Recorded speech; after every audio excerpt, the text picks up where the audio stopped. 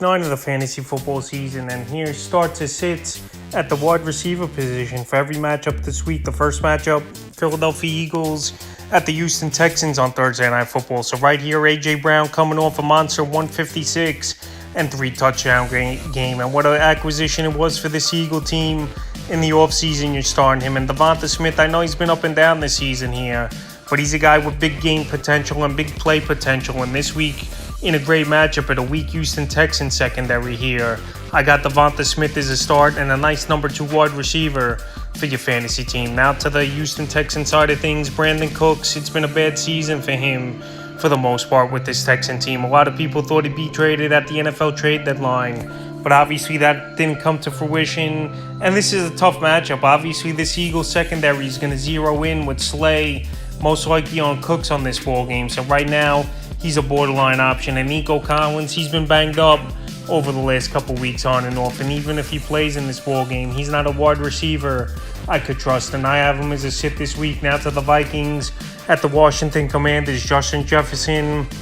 I know he's had some monster games this year, but then some other games he's been quiet for the most part. But this week here, I think he gets back on track with a monster ball game. And obviously, he's a must-start. Adam Thielen, he's banged up a little bit, but he's been decent in PPR leagues with a few double-digit fantasy games in the last few weeks here. And this Washington Commanders secondary isn't all that great.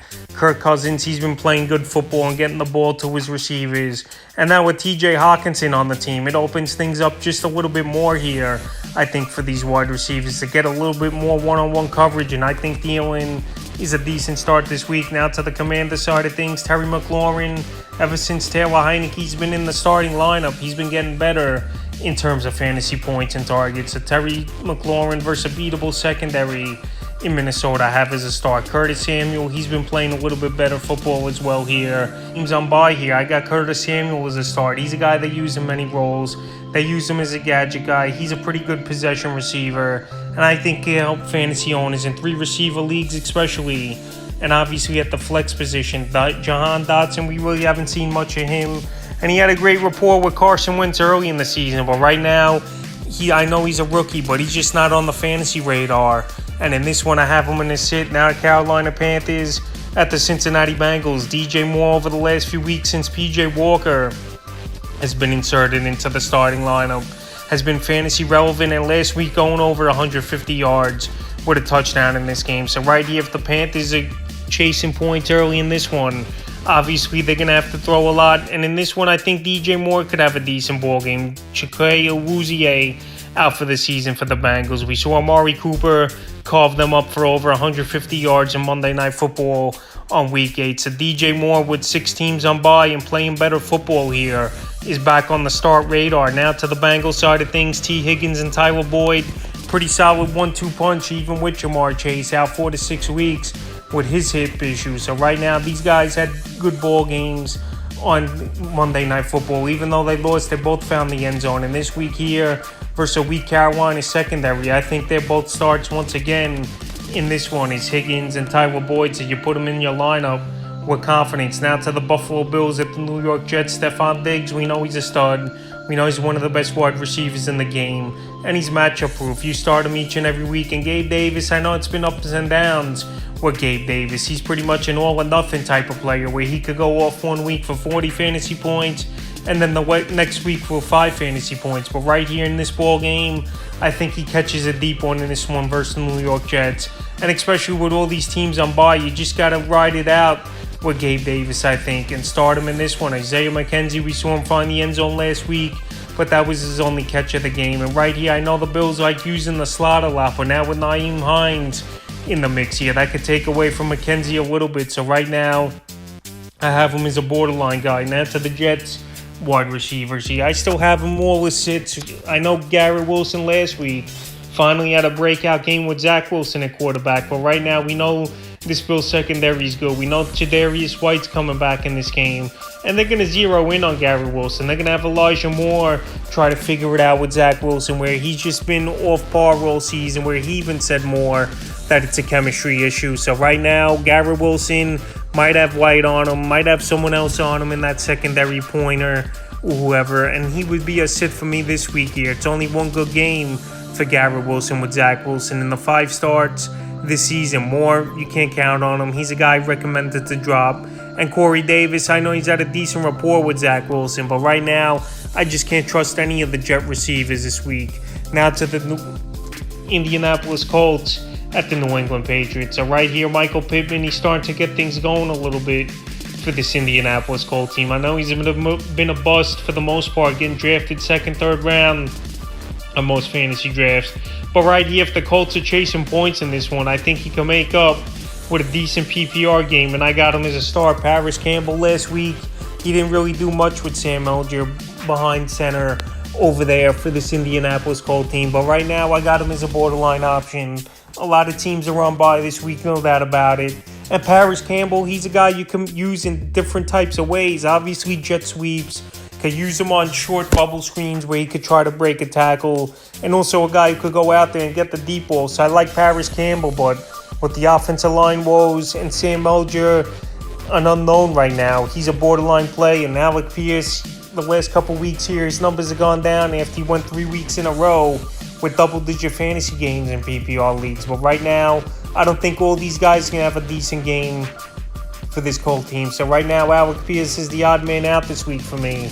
And I have him as a sit. Now to the Patriots side of things, Jacoby Myers, the true number 1 wide receiver, and a guy who just puts up fantasy points 5 games in a row now with double-digit fantasy points in PPR leagues. And right here, I know former teammate Stephon Gilmore might be on in this game, but I like Jacoby Myers a lot, especially in PPR leagues. And he's a perfect number 2 wide receiver this week for your fantasy team. So he's a start. Now Devontae Parker, he's banged up with a knee injury. We don't know if he's going to play. Even if he does, you can't trust him. He's a sit. And Tyquan Thornton, I know a few weeks ago, had a nice fantasy day. But this week here versus the Colts, I don't trust him either with Mac Jones behind center. So he's a sit. Now to the Raiders at the Jacksonville Jaguars. So last week was one of the worst fantasy games you'll probably ever see from Davante Adams in his career. Only 1.20 fantasy points. But this week here, I think he bounces back in a big way in a beatable matchup at a weak Jacksonville Jaguars secondary. So Davante Adams, it was a hiccup in the road.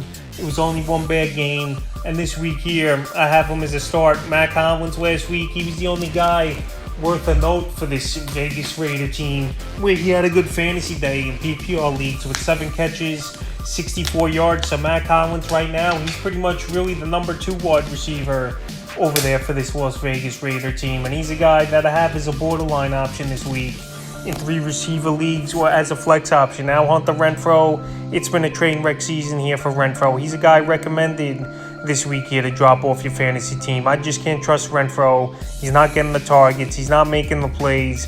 And this Raider offense, I don't know what's happened to it over the last few weeks. So Hunter Renfrow, you can't trust him. And I have him in this as a sit, obviously. Now to Jacksonville, Christian Kirk. I know it's been a struggle for him the last 3-4 weeks here where the numbers haven't been up to par, but with a lot of buys this week and a guy that's due to have a big ball game versus a beatable Raiders secondary, I got Kirk still as a start. Now Zay Jones and Marvin Jones, they really haven't done much over the last few weeks. Early in the season, this Jacksonville offense was clicking on all cylinders with those guys being fantasy relevant, but right now they're not fantasy relevant. I know a lot of teams not playing like I said, but you sit both Joneses this week. Now the Dolphins at the Chicago Bears. So right here, TYREEK Hill and Jalen Waddle possibly could be the best 1-2 combination at wide receiver this season in the NFL. And you start those guys each and every week. As long as 2 is a quarterback and letting that ball fly, these guys are going to put up fantasy numbers.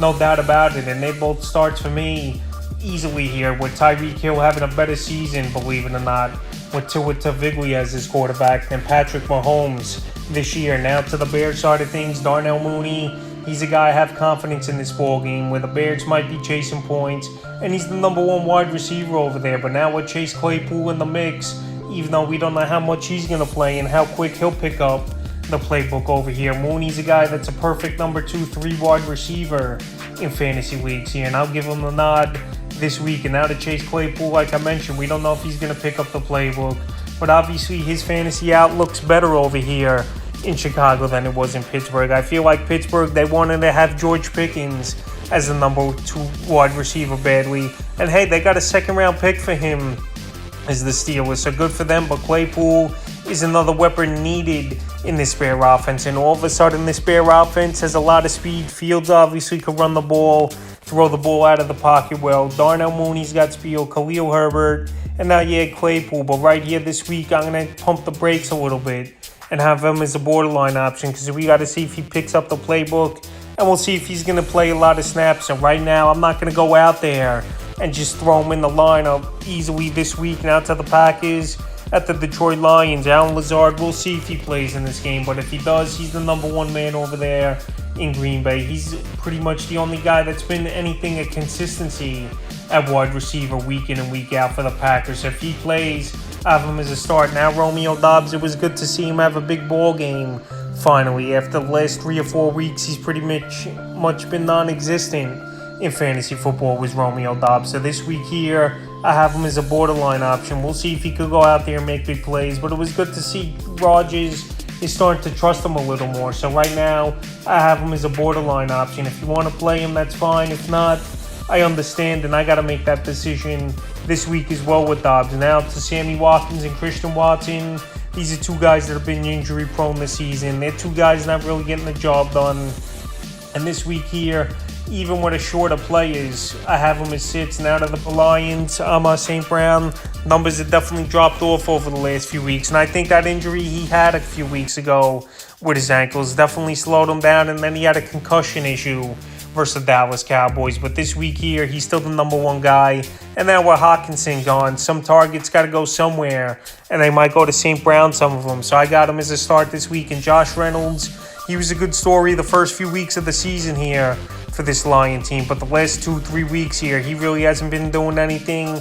And he's not 100% either. But right now, he's an easy sit this week. Now to the Chargers at the Atlanta Falcons. So Keenan Allen, if he plays in this ball game with the hamstring issue, I have him as a start this week. Mike Williams is gone for a few weeks with a high ankle sprain. Some more targets Allen's way in the alpha number one. So he's a start. Now Joshua Palmer, we got to see if he passes concussion protocol, but if he does, he's a borderline option. Obviously in 3 receiver leagues or flex leagues, you're probably going to play Drew Armour, but your basic formats, he's a borderline option for me. And we got to see how he responds, because this season, it's been one good game, one bad game type of flow here for Joshua Palmer. But if he plays in this game, he'll hopefully get peppered with targets and be a guy you could use for your lineup. Now Drake London, last week it was finally good to see him get over 7 fantasy points, but obviously that's not a lot of fantasy points here. Drake London I thought would be the best rookie wide receiver this season, but obviously Chris Olave now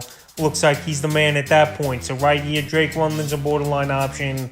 It's not his fault. Marcus Mariota and this offense, it's just about running the football and a lot of replay options for Mariota where he's not getting the ball to his wideouts as much. So I got London as a borderline option at best this week. Now Seahawks at the Arizona Cardinals. DK Metcalf and Lockett. These are 2 guys you're going to lock into your lineup each and every week. Geno Smith's getting them the football. Lockett, we saw last week, have a couple drops and mishaps, but Geno in a big situation went back to him, and they connected on a nice touchdown, so that's good to see. And it was good to see DK Metcalf healthy and ready to go in that ball game, so he's a start as well. And Marquise Goodwin, he made a few plays a couple weeks ago. I know he had the big game, 67 yards and 2 touchdowns, but in deeper leagues, he's a borderline option. And with the bye weeks, I'll stick him at borderline. Now to the Cardinals, DeAndre Hopkins, since he came off suspension, he's been putting up monster numbers, especially last week here, where he went for over 30 fantasy points. So you lock him in each and every week as a number 1, number 2 wide receiver. Rondé Moore, another good game for him. He's come around over the last few weeks. I know he had one hiccup in the road in week 7 for this Cardinal team, but he's back on track as Moore. And he's a favorite of Kyler Murray, so I got him as a start as well. And if he's on your waiver wire by chance still, you pick Rondé Moore up, no doubt about it. Robbie Anderson, so far he really hasn't picked up the playbook. We haven't seen much of him over there in Arizona. Yeah, I think Anderson could break out in a couple weeks, but right here this week, after what we've seen from him, there's no way I could trust him. So I got him as a sit in this matchup versus the Seahawks. Now to the Rams at the Tampa Bay Buccaneers. Cooper Kupp, he got out of a big injury scare where he rolled the ankle, and he even said it in the post game that he dodged the bullet. So you start him with confidence, obviously. as a top 1 or 2 wide receiver each and every week in the league is a start. Now Van Jefferson, we saw him come back in that ball game, but he had the old goose egg and you can't trust him, you sit him. And Allen Robinson, he's still not really contributing to this Los Angeles Ram team. So I thought this Ram team would go out there and make a few moves, but that didn't come to fruition. The offensive line's been the problem. Matthew Stafford just zeroing in on Kupp and Higbee for the most part has been a problem. And Jefferson and Robinson you can't trust this week, so you sit them. And now to the Bucs side of things. Mike Evans and Chris Godwin, they start each and every week. These are top-of-the-line wide receivers. Even with Tom Brady struggling, they're still putting up pretty solid numbers of both these receivers. And even with a tough matchup on paper, where Ramsey most likely guarding Mike Evans in this one, they both starts. Julio Jones, it was good to see him back in last week's ball game and find the end zone. But he's a guy you still can't trust. And I have him as a sit out of Sunday Night Football, Tennessee Titans at the Kansas City Chiefs. And then this one, Robert Woods, I just can't trust him. He's done nothing all season. And this Titan team, they're built on running the football and playing good defense, and they're going to stick to it. Time of possession and trying to keep Mahomes and this high-powered Chief offense off the field. So Woods here, he's not really going to be a factor, I think. And I have him as a sit. Now to the Chief side of things. Last few weeks here, Juju Smith-Schuster, he's finding it.